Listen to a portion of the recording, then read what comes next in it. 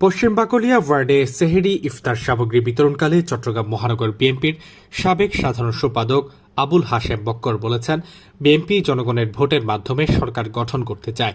১৬ বছর আমরা মানুষের ভোটের অধিকার প্রতিষ্ঠার জন্য আন্দোলন করেছি। বাংলাদেশে আমরা গণতান্ত্রিক সরকার গঠন করতে চেয়েছিলাম। এখনও বিএনপি জনগণের ভোটের মাধ্যমে সরকার গঠন করতে চায়।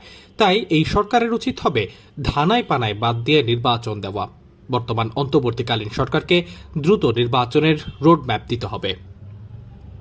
তিনি বুধবার ১২ মার্চ বিকালে ১৭ নম্বর পশ্চিম বাকুলিয়া ওয়ার্ড বিএনপির উদ্যোগে মাস্টার জাফর স্মৃতি সংসদের ব্যবস্থাপনায় পবিত্র মাহে রমজান উপলক্ষে গরিব অসহায় মানুষের মাঝে সেহেরি ও ইফতার সামগ্রী বিতরণকালে প্রধান অতিথির বক্তব্যে এসব কথা বলেন। তিনি বলেন, বিএনপি ও নির্বাচন নিয়ে নানামুখী ষড়যন্ত্র চলছে। সব ষড়যন্ত্র মোকাবেলায় সবাইকে সতর্ক ও ঐক্যবদ্ধ থাকতে হবে। নিজেদের মধ্যে ঐক্য ধরে রেখে আগামী নির্বাচনের জন্য সাধারণ মানুষকে সঙ্গে নিয়ে কাজ করতে হবে। সাধারণ মানুষের মতামত নিয়ে তাদের ভাষা বুঝে কাজ করতে হবে। কারণ আগামী জাতীয় নির্বাচন অত্যন্ত কঠিন পরীক্ষা। দলের নেতাকর্মীদের মধ্যে যদি কারো নামে চাঁদাবাজি, দখলদারি ও বিশৃঙ্খলার অভিযোগ আসে, তার বিরুদ্ধে কঠোর সাংগঠনিক ব্যবস্থা নেওয়া হচ্ছে। সুতরাং লোভের বশীভূত হয়ে দীর্ঘদিনের শ্রম ও ত্যাগকে শেষ করে দিবেন না। এই ধরনের সমাজের যে যারা সুবিধা বঞ্চিত অসহায় মানুষ আছে, তাদের জন্য আপনারা এগিয়ে আসেন।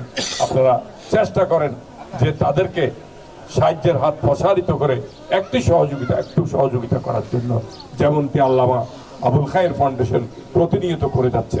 সংগ্রামী বন্ধুগণ, আমরা আজকে একটি কঠিন সময় অতিক্রম করেছি। ১৬-১৭ বছর কঠিন সময় অতিক্রম করে আরেকটি আমরা সময় অতিক্রম করছি। এটাও একটা সময়, কঠিন সময় আমরা পার করছি, যেখানে একটা অন্তর্বর্তীকালীন সরকার আজকে রাষ্ট্র পরিচালনা করছে।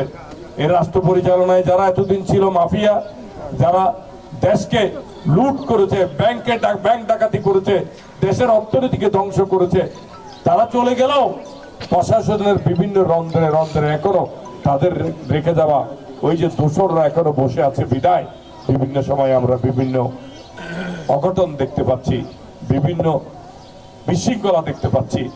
এগুলা থেকে আমাদেরকে সতর্ক থাকতে হবে। আল্লামা আবুল খায়ের ফাউন্ডেশনের চেয়ারম্যান সোহালাইন সালেহ সভাপতিত্বে ও মাস্টার জাফর স্মৃতি সংসদের সাধারণ সম্পাদক নূর মোহাম্মদের পরিচালনায় বিশেষ বক্তব্য রাখেন বিএনপি নেতা আমিন মাহমুদ, বদরুল আলম চৌধুরী, জসিম উদ্দিন বাবুল, আব্দুর রৌফ, মহিলা দল নেত্রী শামিমা নাসরিন, অঙ্গ সংগঠনের নেতৃবৃন্দ দুলাল সওদাগর, আব্দুর রহমান বাবু, মোহাম্মদ ইব্রাহিম টিপু, মাস্টার জাফর স্মৃতি সংসদের জাফর বিন হাবিব, মোহাম্মদ জাহাঙ্গীর, মোহাম্মদ আরিফ, ওয়াসিম সহ অনেকে উপস্থিত ছিলেন। নিউজ ডেস্ক, দৈনিক আজাদী।